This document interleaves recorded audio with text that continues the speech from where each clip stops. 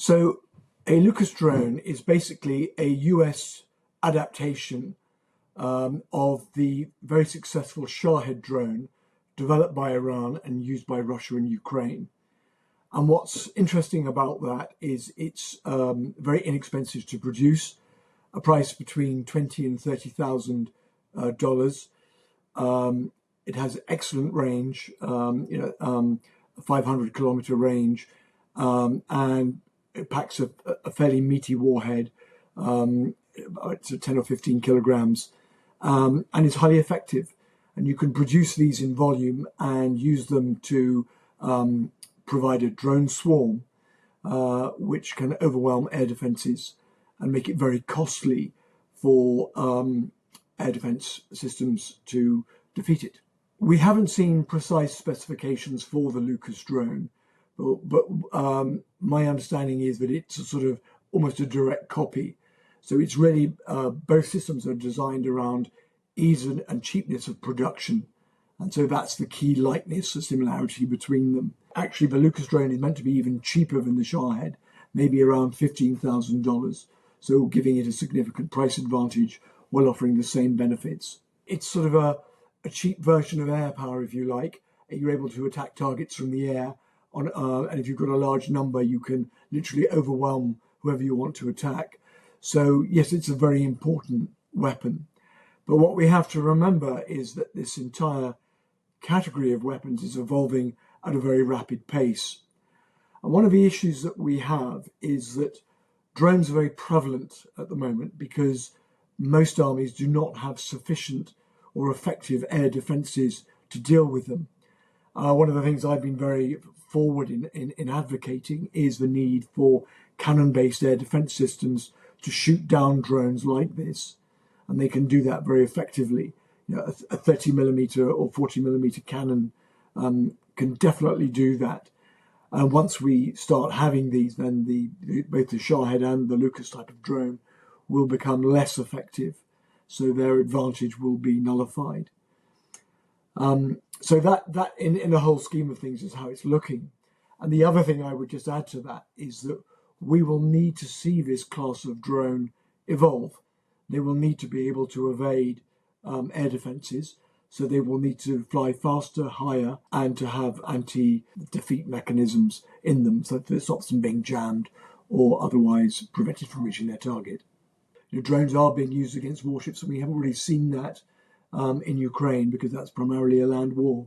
And this is very much a naval war, and if the Strait of Hormuz is blocked and more drones are used against US and other warships, yes, we will see high energy lasers used much more widely. It's something able to shoot down a drone literally by destroying the electronics, by a beam of heat energy directed at the electronics, which literally melts them in place, and that makes the drones fall out of the sky. The problem with lasers is that they're very big and very heavy, and so they consume a lot of space and a lot of energy. So far we've only managed to fit them to warships, although the US Army is experimenting with a smaller laser, which is fitting to its Striker armoured vehicle for this exact purpose. But again, it's not as powerful because it doesn't have, it can't have the same amount of power because of the energy that's consumed. But this will change, and everybody's working on lasers.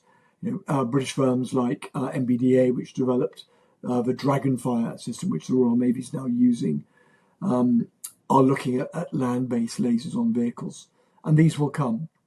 But we, rather like mobile phones were miniaturized when they first arrived, they were large and cumbersome. Well, I think in time I can see drones being mounted on armored vehicles to defeat targets in the ground domain. I mean, you might have a high energy laser mounted on a tank instead of a main gun. Once we can generate the amount of energy it needs to achieve the target effect that we want. But I think we're still some time away from that. And, although the cost per kill for a laser, again, it's something like 50p, which dramatically alters the game in the favor of the laser against the drone. we're still some way off before we see that in being used in ground weapons. So a Tomahawk is a land attack missile that's usually submarine launched, although it can be air launched or ground launched. And so it's fired from a submarine. It has a very long range, and it can deliver a large amount of explosives on target. It has a ground-hugging radar, but it flies like an aircraft to its target from a very low altitude. And of course, that means it can be intercepted if it's seen, if you know what route it's on, or if it happens to pass over a ground-based air defense system that locates it, it can be taken down. So long range, big payload, flies like a conventional aircraft.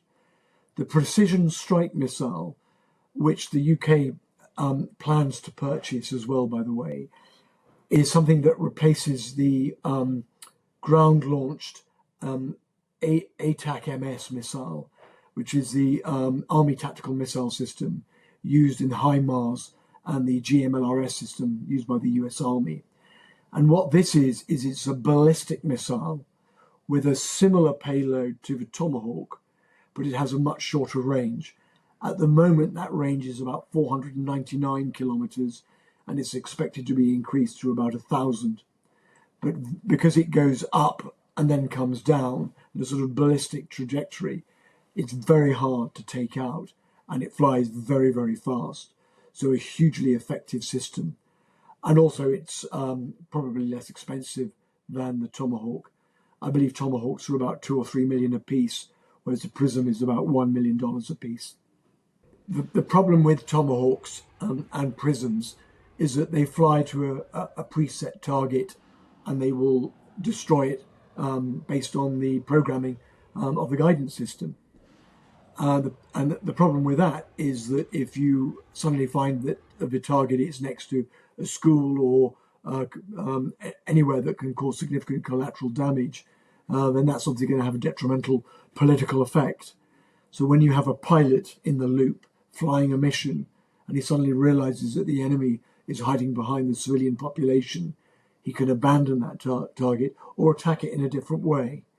So, sometimes you still do need a man in the loop, and this is one situation where you might. All of these weapons that we've seen in use will have been supported by AI in some form or another, particularly in drones, providing real-time feedback, providing targeting information, providing predictions, and just enabling assets to be targeted with greater precision. So hugely influential, hugely powerful, and hugely decisive. And we'll see more of that for sure.